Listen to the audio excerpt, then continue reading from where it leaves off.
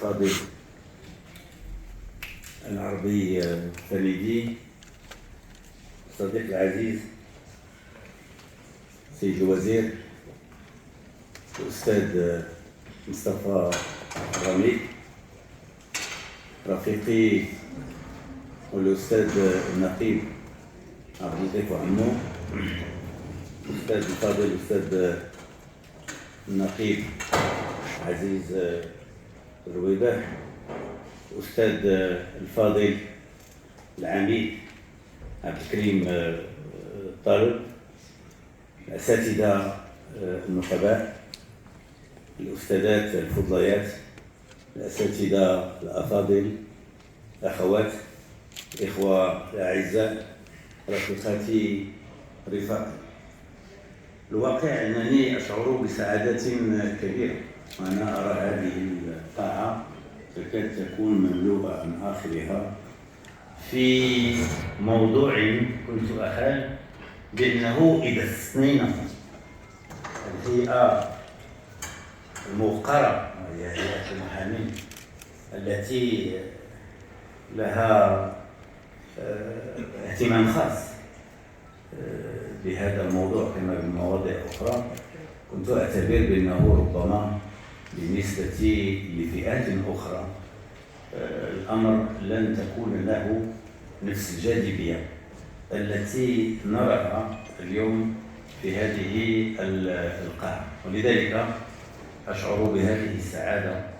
لأن هذا دليل على أن الاهتمام بالشأن العام يستمر في بلادنا رغم كل ما نعرفه من تراجعات وما نعرفه من فراغ على مستوى الفضاء السياسي، لكن ذاك موضوع آخر. وتأكدوا أن لديكم عدد من العروض أساسية حول الموضوع الأساسي وهو موضوع قانون المسطرة المدنية، فلن أخوض في مسألة الفراغ السياسي، لكنني أوجه لكم دعوة من أجل الحضور في جامعتنا السنوية التي ستنعقد يوم السبت بنفس هذه القاعة من الساعة 9:30 حول بالضبط موضوع المدخل للإصلاح والمدخل لأي مشروع تنموي، أي سؤال مكانة السياسة في هذا المشروع التنموي. وتلاحظون كيف أن هذا البعد السياسي غائب بشكل كبير في التجارب الرسمية اليوم، وهو أمر محير حقيقة. وربما أن إذا كانت هناك محدودية للعمل الذي يتم إنما يعود ذلك إلى هذا التعامل المتعالي مع الشأن السياسي ومع كل ما يدخل في إطار هذا الشأن السياسي من مؤسسات ومن أحزاب ومن إطارات مختلفة للمجتمع المدني ومن طبقات التي تعنى بقضايا مختلفة وبحقوق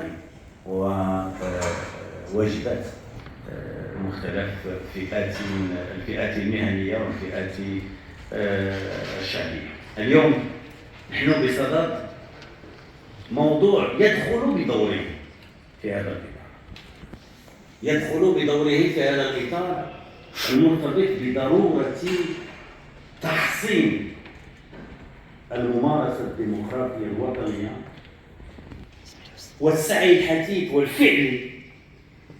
إلى بلورة مضامين دستور 2011 على أرض الواقع. ومع الأسف وربما هذا الموضوع سنفصل فيه في جامعة يوم السبت، مع الأسف ما نراه هو أن هذا الدستور الذي يعد مدخل أساسي مؤثر لكل ما هو مرتبط بحياتنا المؤسساتية وببنائنا الديمقراطي وبالأدوار التي يمكن أن تطلع بها مختلف هذه المؤسسات، وبأيضا منظومة الحقوق، وهي منظومة تحظى بمكانة خاصة في دستور 2011، ولأول مرة في التجارب الدستورية الوطنية عوض أن أن نساير ذلك وأن نعمل فعلا من خلال مختلف القوانين، وخاصة تلك التي تدخل في هذا الإطار مثل قانون المسطرة المدنية، ونحن ننتظر قانون المسطرة الجنائية، وننتظر أيضا القانون الجنائي. المنتظر إذن هو أن تواكب وأن تعمق هذه القوانين هذا السعي الحثيث إلى حياة ديمقراطية سوية وسليمة في بلادنا، تضمن هذه المنظومة المرتبطة بحقوق المواطنات والمواطنين على مختلف الأصعدة. طبعا ستلاحظون أن أساس المتدخلين ينتمي لأسرة نكن لها في حزب التقدم الاشتراكية احترام وتقدير كبيرين، وهي أسرة المحامي. ومن أجل ذلك نحن نستمع ونتابع كل المقاربات التي تم الإعلان عنها في هذا الشأن، أي بارتباط مع قانون المسطرة المدني. بالموازاة مع ذلك تعلمون أننا لا نقارب فقط من وجهة نظر حزبية مسألة قانون المسطرة المدنية انطلاقا من نظرة مهنية صرفة. طبيعي أن تكون لنا ونعلم أن لكم أيضا نظرة أشمل مرتبطة بهذه المنظومة التي أتحدث عنها، أي منظومة الحقوق، حقوق المتقاعدين أساسا وحقوق كل المتعاملين مع القضاء ومع مؤسسة القضاء. في هذا الباب سنجدد الالتزام أمامكم كما فعلنا في هذه المرحلة الأولى من خلال ما حدث في مجلس النواب. سنواصل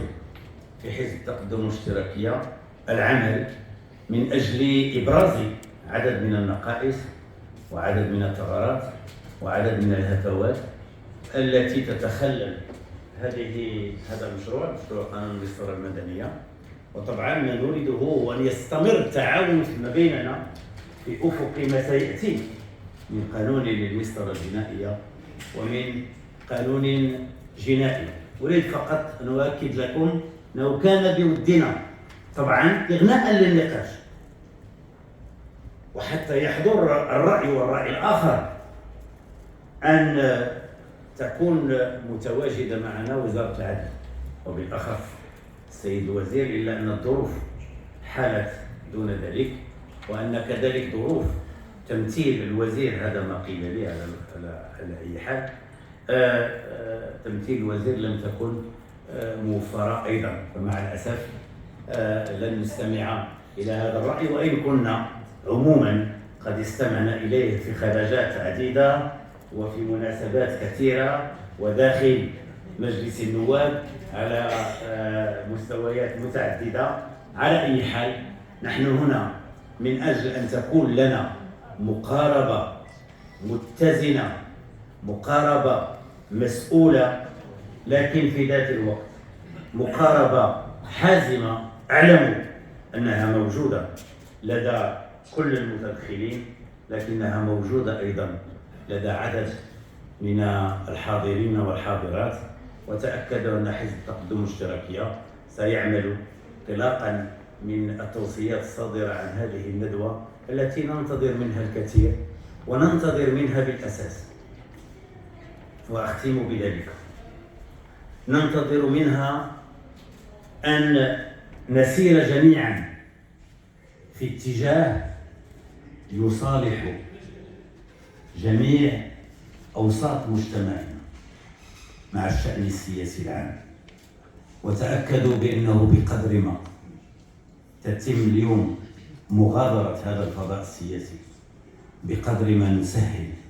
المهمة على من يمكن أن يكون له سعي في اتجاه الإجهاد عن المكتسبات التي حققناها وعن الحقوق التي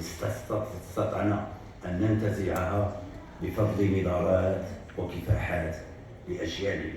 وأجيال من الطاقات الحزبية والمدنية والمهنية وغيرها. أشكركم على حضوركم وعلى حسن استماعكم. شكرا سيدي العام.